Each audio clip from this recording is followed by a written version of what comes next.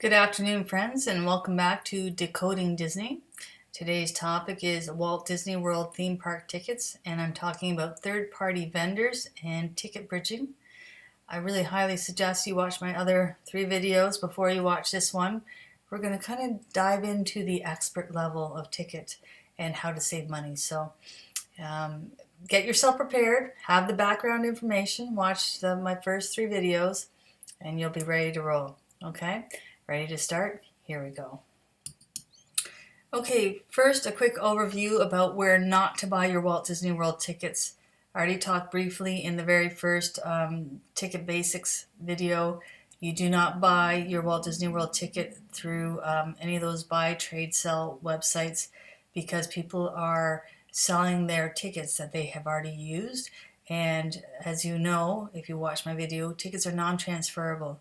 So not only that, but almost all tickets now, so in the last 2 years, have a finger scan associated with a ticket. So it'd be pretty much impossible for you to use somebody else's Walt Disney World ticket. On top of that, as you learn from your basic information, tickets are expiring within 14 days of the first day they're used. So unless a ticket has been used in under 14 days, that ticket is already dead and expired. So do not use those eBay, Kijiji, Craigslist, whatever else. Don't use them to buy your ticket. It's not legal, it's not valid, and you're going to lose a lot of money.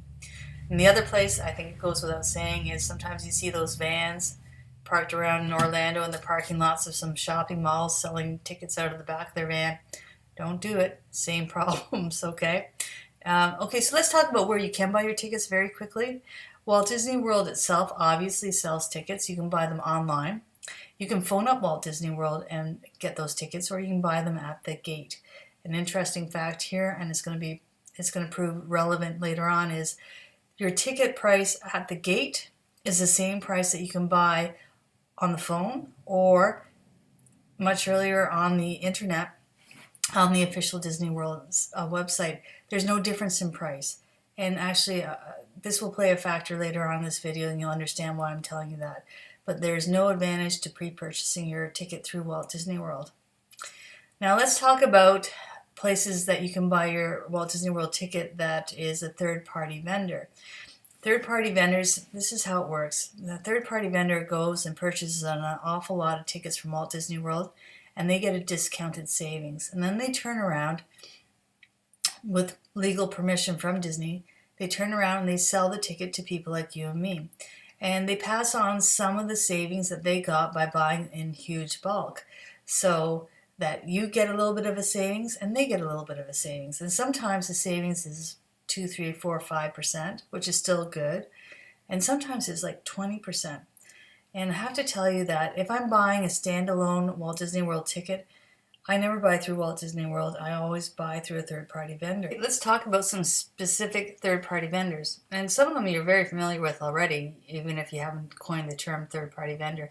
But I know at one point in time, Costco in certain states, usually the southern ones, was selling Walt Disney World theme park tickets. Your local automobile club may or may not sell Walt Disney World tickets. I'm talking about AAA and CAA. And the interesting thing about that third-party vendor is some of them have these tickets, some of them do not. So if you're in the southern states for AAA, chances are that they do sell Walt Disney World tickets. In Canada with CAA, you'll find them most typically in southern Ontario and also out west in Vancouver. And I'm sure there's a lot more, but I'm just letting you know that they are not at every CAA, but they are at some of the higher population CAAs. They do sell Walt Disney World tickets at a slight discounted price. Another place that you can get discounted tickets through a third-party vendor that's legitimate is Walmart. Walmart has been selling discounted tickets to its employees. And if you're an employee of Walmart in the States, then you can access those savings. Now, I want to talk about 2 major third-party vendors that are out on the World Wide Web. And I'm bringing up the first one because I'm very comfortable with it because I've used it many times in the past. And that is Undercover Tourist. Undercover Tourist has been around for a long time.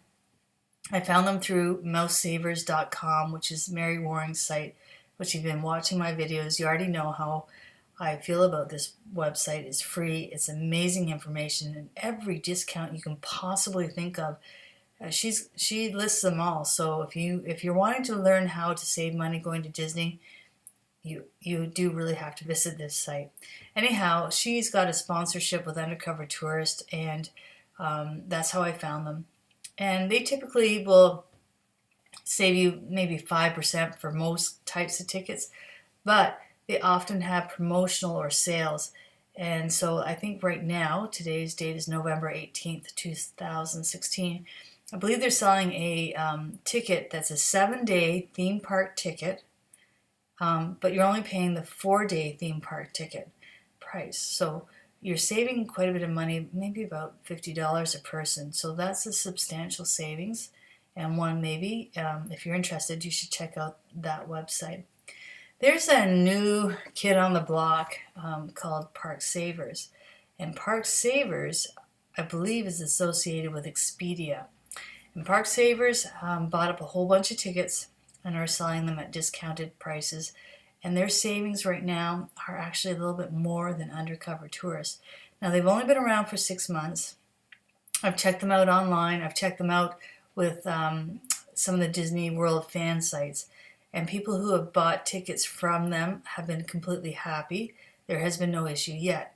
But they've only been around for 6 months, and there may be issues coming up. So if you're interested in Park Savers and the discounts you're looking at for the type of ticket you're buying is bigger than Undercover Tourist, well then please go and do your footwork. Go and check them out. Check them out with the Better Business Bureau. Check them out with Disney fan sites. And make sure that everything is kosher before you actually buy a ticket. But these are two large third-party vendors that can save you quite a bit of money on a ticket. Now, once we talk about this, we talked about third-party vendors. Now, I want to get into a very kind of complicated subject, but one you have to realize when you buy a third-party vendor ticket. And I want to talk about ticket bridging. Okay, so what is ticket bridging?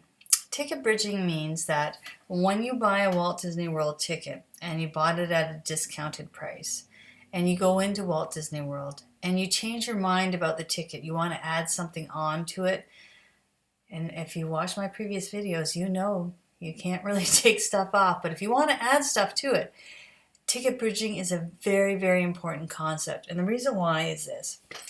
If you do it wrong, you're going to lose your discount that you originally saved on that ticket price. And if you do it right, you're not going to pay any difference between the gate price of what a 5-day is and whatever you want to move it up to. Okay, so this is a very important concept. Now, you remember when I talked about legitimate third-party vendors and how they purchase a large amount of tickets from Walt Disney World at a discounted price and then pass on a part of that savings to you, the individual buyer? Here's how this whole ticket bridging thing works.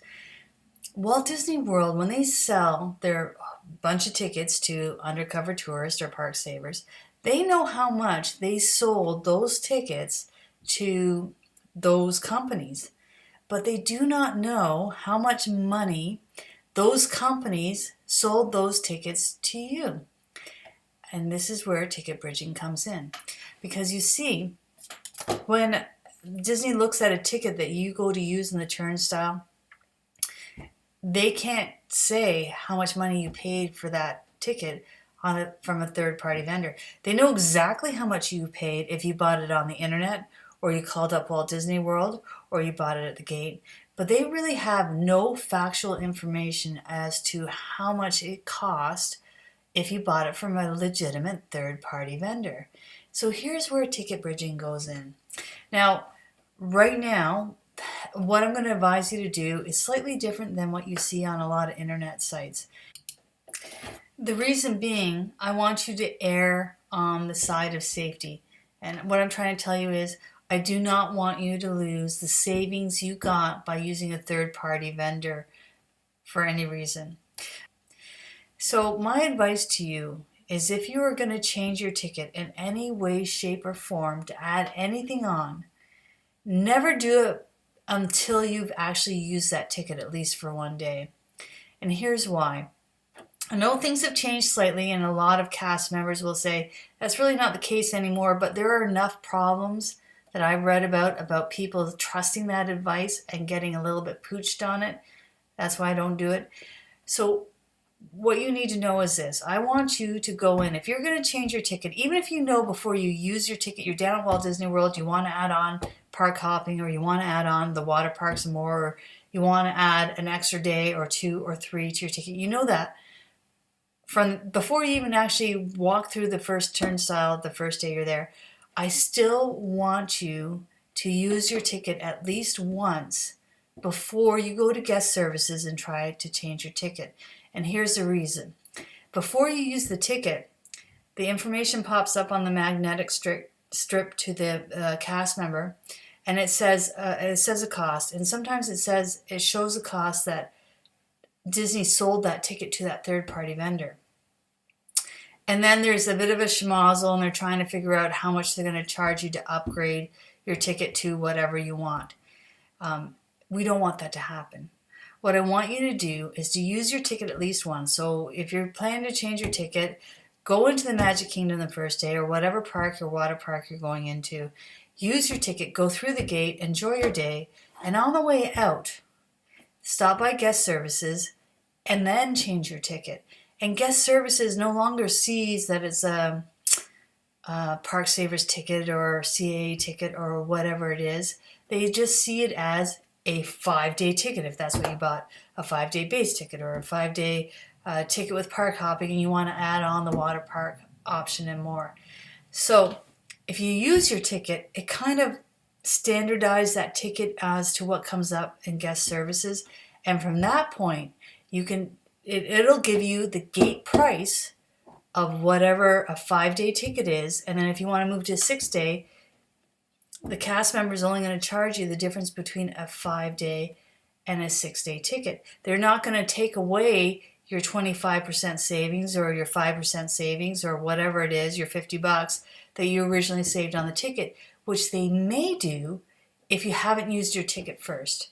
So if you take anything away from these videos is use your ticket first and then upgrade. Now, if you're sitting here and asking yourself, well, if I use my ticket first and then I want to take away something, then I'm going to say, hello, you have to go back to my other videos, and I'm going to explain exactly why Disney will never let go of anything.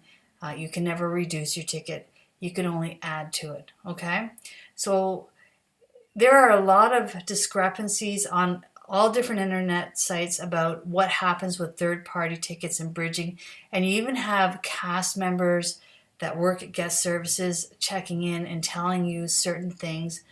But from my personal experience and from everybody that I've sent to Disney, if you've used your ticket first and it's a legitimate third-party vendor and it's not a special promotion ticket, then if you use your ticket first, you will have no issue upgrading that ticket and getting just the difference between whatever that ticket was that you bought, the 5-day or the 6-day or the 7-day ticket, and bumping it up to whatever you want more.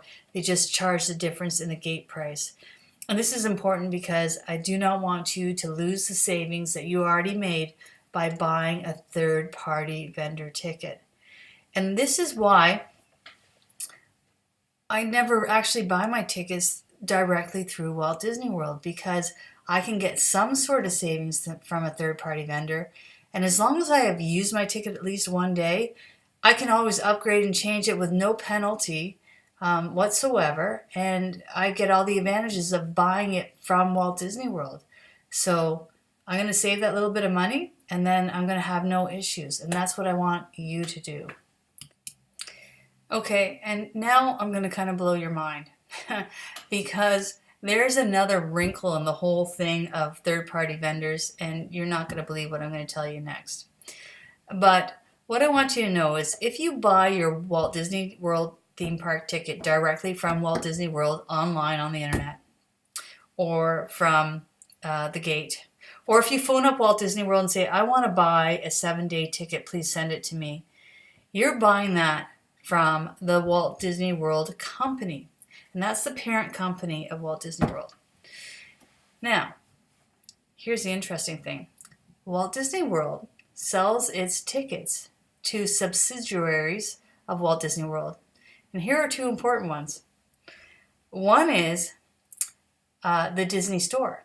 So you buy your ticket from the Disney Store, it acts like a third-party vendor ticket. Well, that's interesting. But this is even better. If you buy a package, so you're buying a hotel room and a ticket, maybe dining, maybe not, but at least a hotel room and a ticket, you're buying that from the Walt Disney World Travel Company, and that's a subsidiary of the Walt Disney World Company. The interesting thing is, when you buy from the Walt Disney World Travel Company, there's opportunity to take away from that ticket as well as add on to that ticket with no penalty. And that's a subject for another video. I'm so sorry, but we're going to have to talk about resort packages. Now, if you've gone through all these videos, and I know it's been a lot, and you've seen a lot of videos here, but before you charge off and say, okay, I'm going to Park Savers, I'm going to save $50. I'm going to go to Undercover Tourist, I'm going to save $55, whatever it is. Here's a wrinkle. I highly suggest that you find the cheapest park ticket through whatever third-party vendor you can that's legitimate and you're comfortable with, if you're staying off-site. But if you're staying on-site, which means at one of the Disney hotels, then I recommend you better watch my next video about resort packages, because resort packages act in a different way, and on top of that, you can save more on room rate discounts and also free dining than you can saving $50 on a theme park ticket. I hope you enjoyed this video. If you did, please give me a thumbs up or subscribe to my channel. And I also have just released a video on should you use a travel agent or not. And I still have on the agenda for theme park tickets the one-day ticket, which I think you might enjoy as well. Just kind of extra information. Not too many people are interested in the one-day ticket, but I've got some interesting stuff to say about that. All right, take care, and we'll see you at the next video.